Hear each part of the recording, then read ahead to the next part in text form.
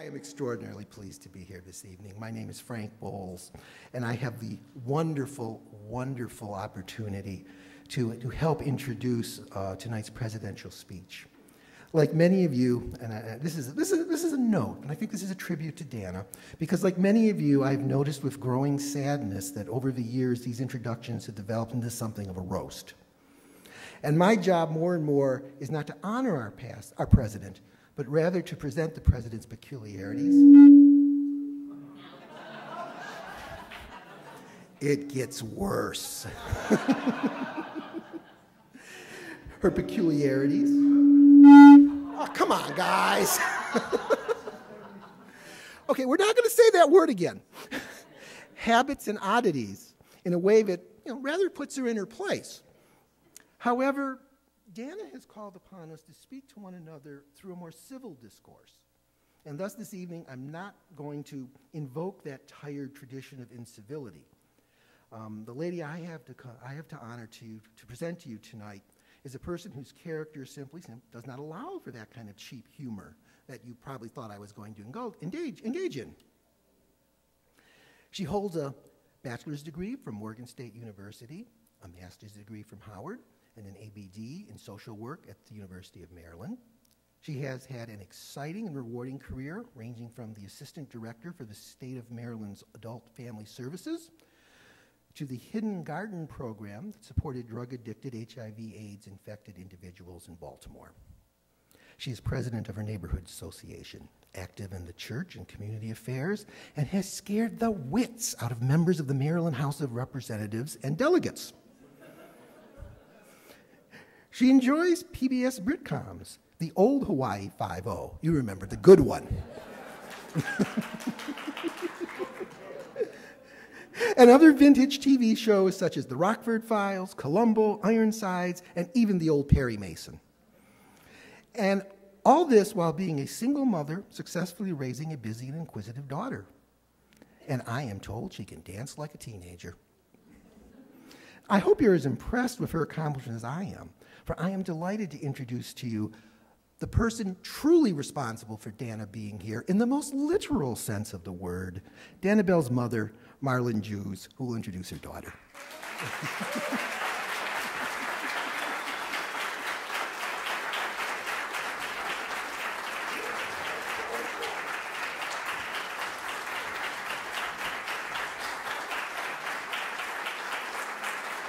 Thank you. Thank you. Thank you. Good evening, everybody. I think that I want to thank Frank for his kind remarks. I want to thank the program committee for giving me this opportunity to share some facts with you about Danna. First of all, and primary, Danna is unique. Why say this? A friend and I were reading a book, and we were talking about the book, but we couldn't remember the title. A voice from another room in my home said, "Ma, you're talking about the brothers Karamazov." She was 9 years old. At 12, she wrote, choreographed, and directed the parent-teachers program at her middle school.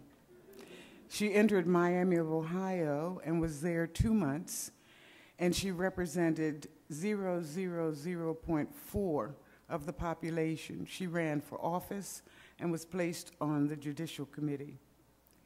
While being fully employed at Marymount or the library in DC, she traveled on the weekends to Howard Stern's estate in New York to set up his archives. I could go on and on about Danna and her uniqueness, but what I want you to remember this evening about her is that she is an intellectual. She is encyclopedic, although she will not go on Jeopardy for love nor money. She is trustworthy and steadfast. She will work to be inclusive in the development of goals and objectives for this society, and she will champion those goals and objectives.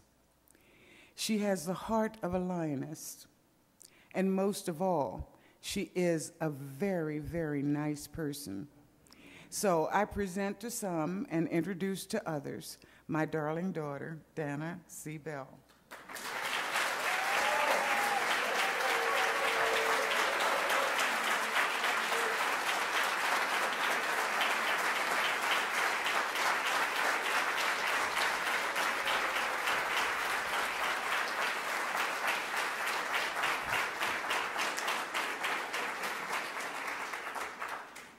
I'm now officially totally embarrassed.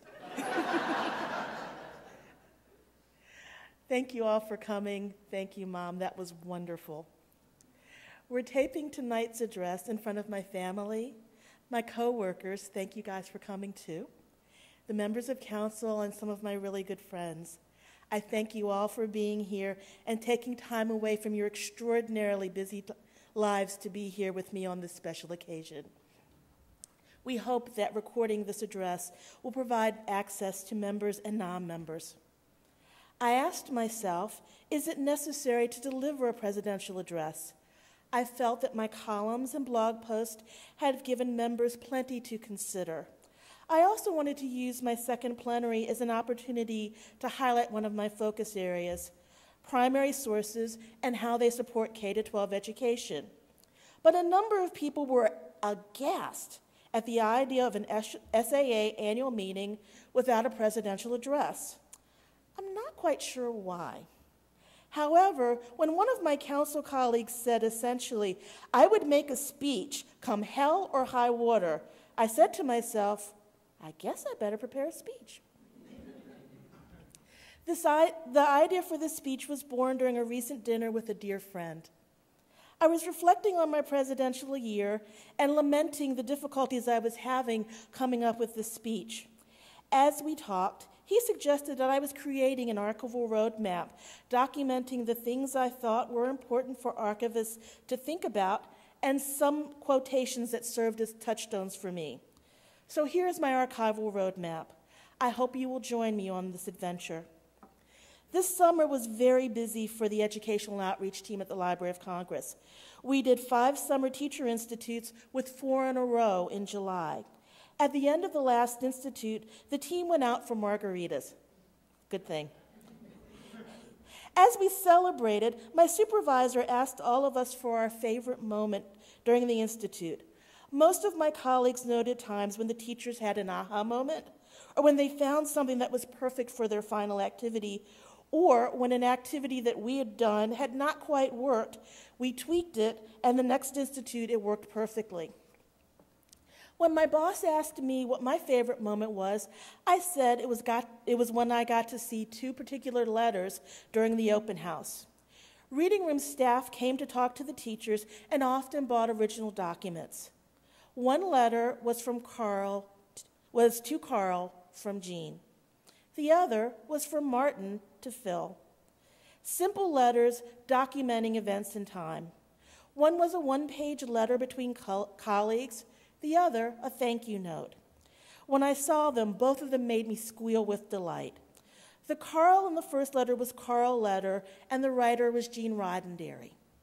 The second was from Martin Luther King, thanking A. Philip Randolph for the congratulatory letter when King was awarded the Nobel Peace Prize.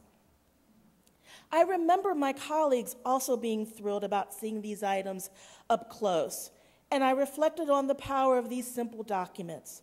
To me, these 2 letters were reminders that behind the signatures were real people, that they sent letters to colleagues, that there was more to them than just their accomplishments.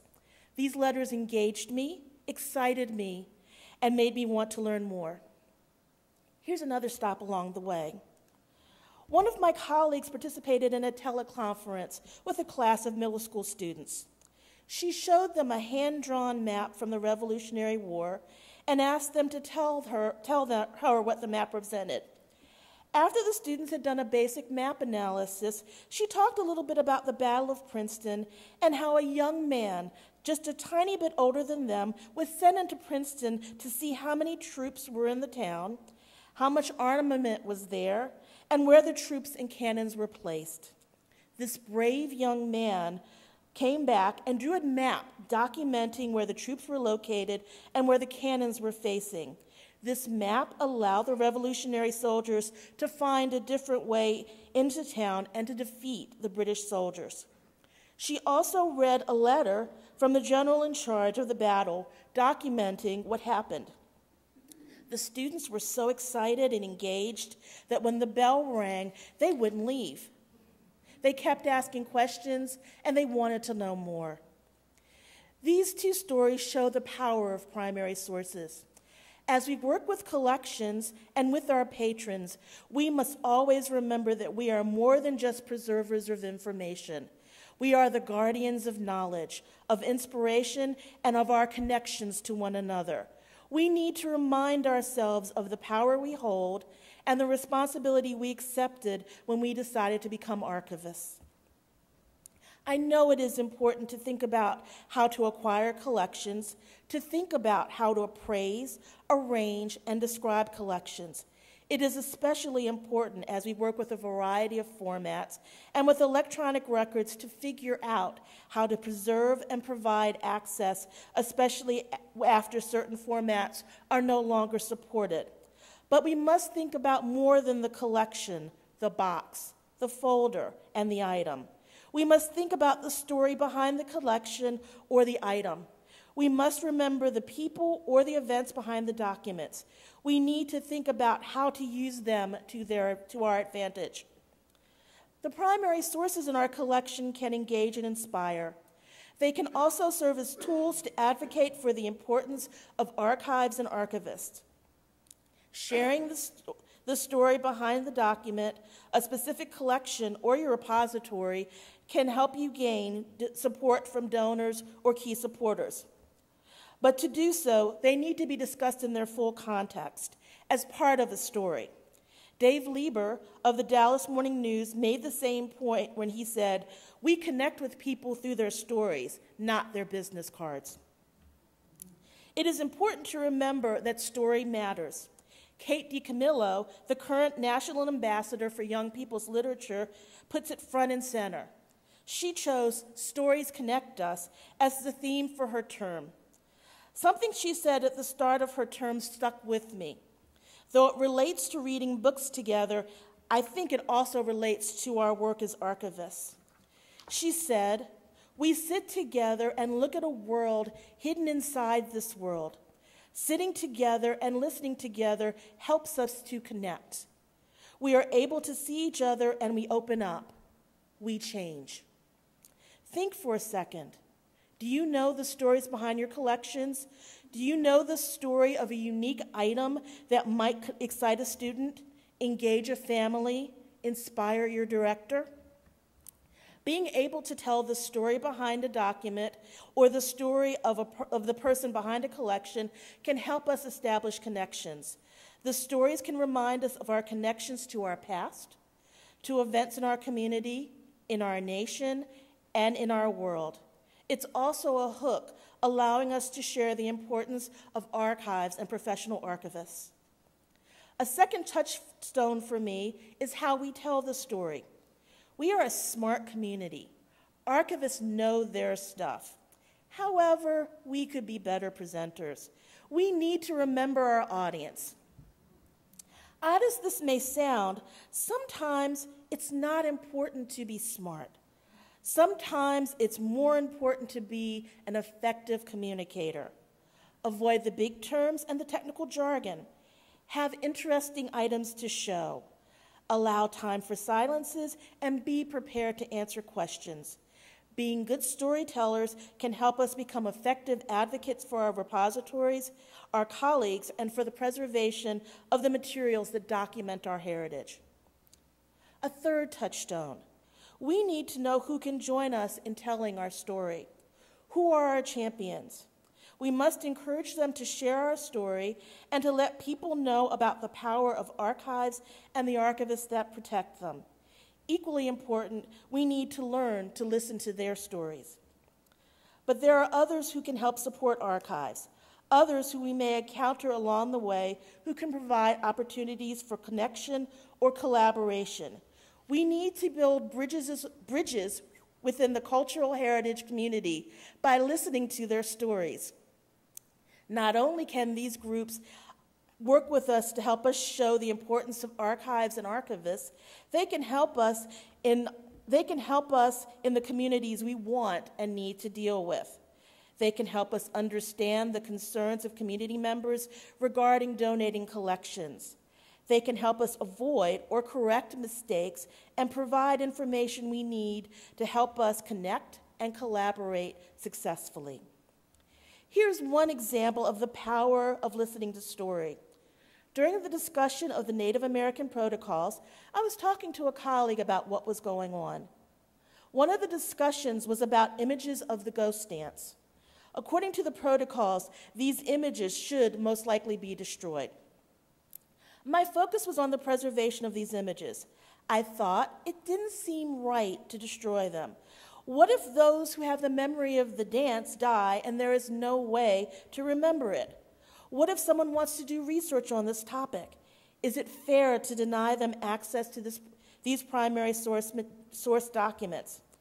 At the time, I didn't quite understand the history of the ghost dance, its attachment to the Battle of Wounded Knee, and its links to the deaths of hundreds of Native Americans.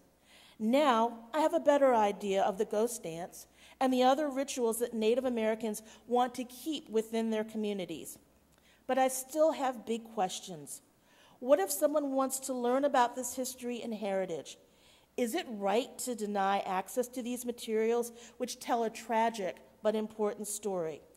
To find answers to these questions, archivists and those from various ethnic communities must come together and discuss these tough issues. Archivists need to understand why many believe that some material should not be available to researchers. We can't just argue. We need to listen and discuss so that we can reach a mutual understanding and find solutions to important issues. The ghost dance, however, is just one example of the need to listen to other stories and find ways to collaborate. Council has been discussing ideas on collaborating with other organizations and perhaps hosting joint conferences. Here are my suggestions on ways we can collaborate. I think it would be wonderful to find a way to connect with the Library and Archives section of the American Folklore Society. They have similar issues and interests. Is there a way to collaborate? What about learning more about the National Folklore Archives Initiative and their activities to determine who has collections relating to folklore and cultural heritage? Another thought would be to bring together archivists working with cultural heritage collections to work on issues of importance. Brian Coomer said in a blog post that archivists have an incredible opportunity to help shape cultural heritage in the way that we organize records, provide access to them, and perform our role in helping to preserve the memory of events, groups, places, and attitudes, as well as other aspects that make up culture. This will require archivists to learn to think a bit like a historian, relate to other cultures like an anthropologist, understand emerging technological trends like an IT specialist, and mediate between interest groups like a politician, a good politician. And we need to make sure that the training is available so that we can deal with all these issues. The model that was used for the National Forum for Archival Continuing Education might work to move these forward. To my knowledge, we have never had a joint meeting with AHA, OHA, or AASLH. Perhaps it's time to meet with those who make use of our collections and explore ways to work effectively on issues of interest. Should we consider collaborating with the National Council on the Social Studies and working directly with social studies teachers in the K-12 community? What about the digital humanities community? Are we missing an opportunity to work with this growing community? I'm sure there are many, many other groups we should be considering. If you have suggestions, share them with Council. We need to move beyond the bounds of SAA and show how we are necessary by providing support or showing how collections and materials are better preserved by having archivists involved. We must work with groups and organizations that will help us show the importance of our collections, build or support current collaborations, and provide a basis for support now and in the future. My final series of touchstones on my archival roadmap is dedicated to people who have served as models for me and provided words I lived by. The first is my mom. She essentially raised me as a single mother while working multiple jobs and studying to obtain her master's of social work and complete nearly all the work for her doctorate in social work. She has been a model for me on what to do and, on occasion, for what not to do to be a success. She has provided a lot of advice that at first absolutely made no sense, but after a bit made tremendous sense. She has always reminded me that I was brilliant, beautiful, and strong, even at times when I felt the exact opposite. I'm grateful for her love and support.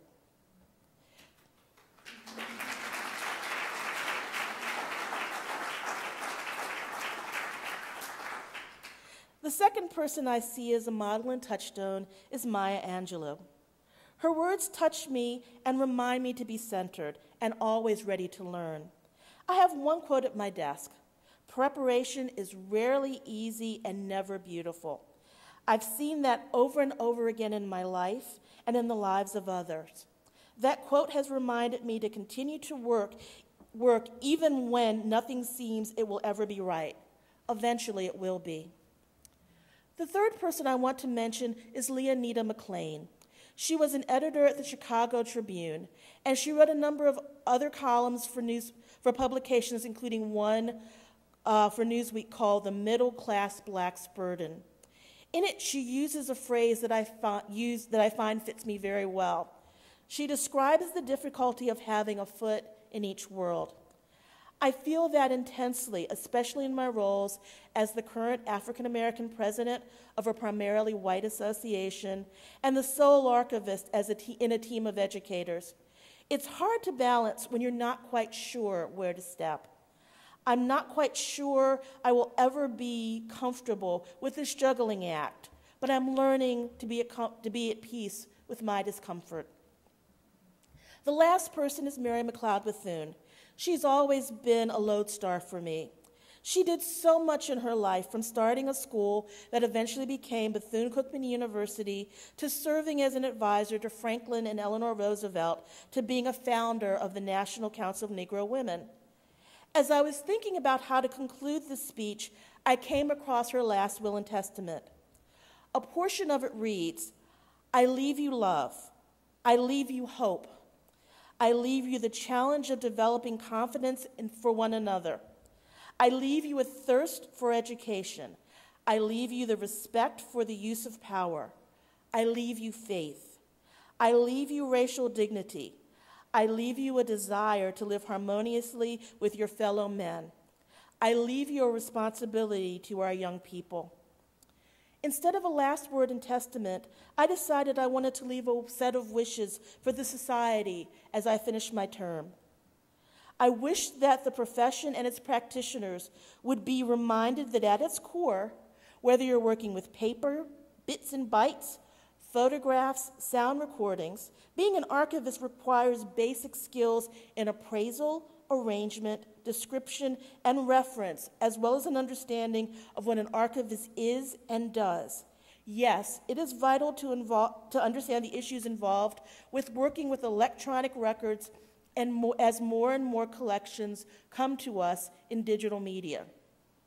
Yes, we must understand issues of preservation and management, and we must effectively advocate for our records. But without the basic fundamentals, we are essentially information clerks filing information, not professionals who appraise, edit, and maintain permanent records and historically valuable documents. I wish that the society could find a way to balance the needs with students and new professionals with the needs of those who are further along in our careers. It is vitally important to support our new professionals, but we also need to support those who need additional training to meet the changing world of archives and may need other kinds of support to move forward. We also need to be thinking about how we can use our leaders more effectively. I heard today that there are some people that are coming and going, okay, I finished doing this, now what do I do? We have to figure out what they're going to do. I wish the Society would work with archival educators to encourage them to review their programs and determine if they are meeting the needs of students and preparing them to be successful professionals. I wish the Society would create a document that could be shared with those who are creating archival positions and hiring archivists to understand the work and worth of archivists.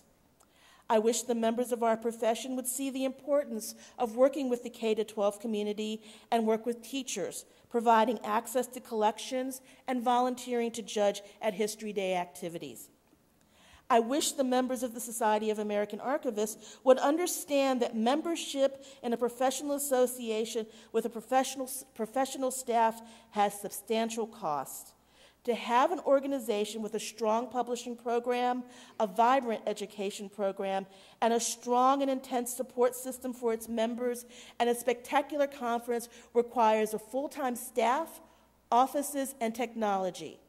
And that full-time staff, just like archivists, deserve jobs and living wages, benefits, and support. We must accept that these things cost, and when the discussion turns to dues, be willing to pay for what we so often demand of SAA. I wish the membership would stop the vitriol. We need to support one another. We cannot be effective advocates for our historical heritage if we are complaining about one another or are so set in our ways that there is no opportunity for change. We cannot move forward if we don't listen to each other. The membership has called on SAA to be a flexible and nimble organization. Fair enough. However, SAA can only be as nimble and flexible as our members. And if the membership is not willing to listen to each other, to be patient, and supply support, then we will not move forward. We will be seen as a group of people who cannot stand together, a group of people who cannot solve problems and who are willing to bash one another instead of listening and discussing issues with open hearts and minds. In my speech last year, I said we should turn a complaint into a call for action and suggest potential solutions. This evening, I ask that again. We are a strong, vital, powerful group with great minds and passionate hearts. We can be effective advocates for our repositories, for our profession, and ourselves if we listen to each other. I wish that all of you who have supported me this year and in the past, know how deeply I care about you. I've learned a lot and grown as a professional and as a person. I have had the honor to work with an amazing council, spectacular volunteers, and a staff that is the best in association management. I've been blessed with a wonderful family, heavenly coworkers, and terrific friends who have helped me navigate some stormy waters. I thank you all for your love and support. Finally, I wish that we remember something that Vern Harris said. Archives are not the quiet retreat for professionals and scholars and craft persons. They are a crucible of human experience, a battleground for meaning and significance, a Babel of stories, a place and a space of complex and ever-shifting power plays. And to these places and spaces, we are working to bring the culture and heritage of our communities. We are building places that ensure that culture can continue to provide our strength and an opportunity to continue to grow. Let's find ways to do it together. I'm honored that you saw me through to the end of this journey. Thank you for listening and for giving me the honor of serving as your president. Thank you.